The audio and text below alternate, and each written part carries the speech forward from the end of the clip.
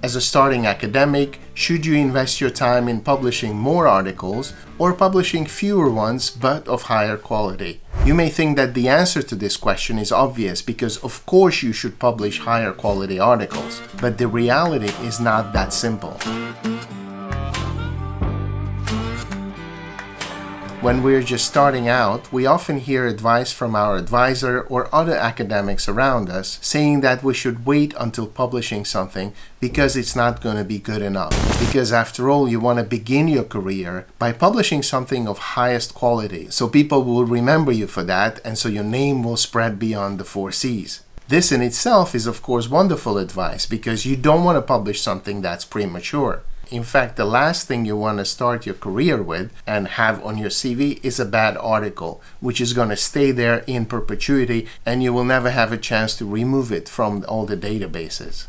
I completely agree with this, but I also want to add something to it, namely that writing academic articles is a skill, and the only way to get better is by writing academic articles. We've all heard the story about the Potters who kind of divided students into 2 groups, and one group of students had the job to produce a pot every single day for the next 30 days, and then the members of the other group had to produce a single pot throughout these 30 days.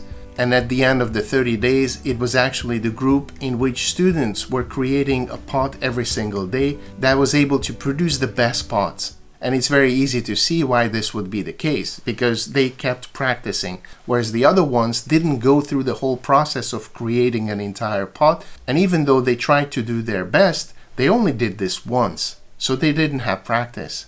And I think the same logic also applies to writing academic papers, because in order to learn how to do it, you have to do it several times. The more, the better.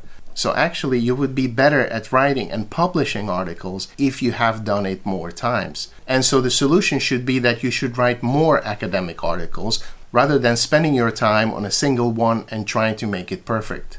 But if you do this, of course, we get back to the original problem, that is, you don't want to publish something that's not good. So this seems like a conflict that is very hard to resolve, because if you spend your time writing different articles, you haven't been engaging deep enough, and so they're not going to be that good. And if you spend all your time and effort on a single one, then it's not going to be that good because you haven't had practice. And fortunately, I think there's a solution to all this. So first of all, I think you should work on more than one paper and invest the time to write them up into proper articles. Because if you work on a single one, you're not going to spend the same amount of hours working on that one. There's actually a limit on how much time you can spend on something and still make meaningful progress.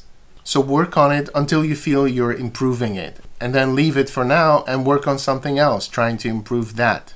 And to avoid publishing something that's not good enough, you should make an effort to push it through the proper channels of the peer review system. And this is your quality insurance. This is how you make sure that it's of sufficient quality to be published. But you should also keep in mind that the peer review system might be different for different journals. What you really want to do is to submit your paper to one of the best journals and then hope that the peer review system will catch all the potential problems. And of course, this may result in your paper being rejected at first round, but you should take it as a feedback and then work on the problems highlighted by your reviewers. And then submit it again, if possible, to the same journal. If not, then choose a different one and do it again. So this way you would always get honest and harsh criticism, which is a way to actually improve your paper.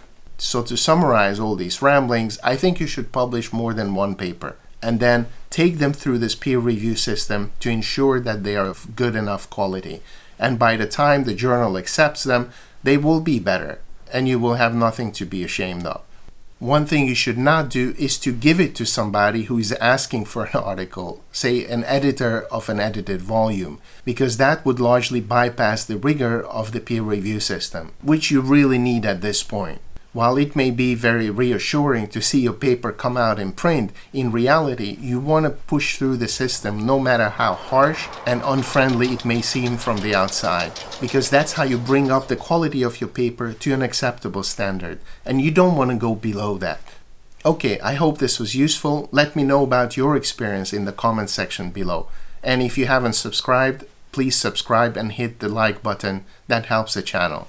Thank you for watching and see you next time.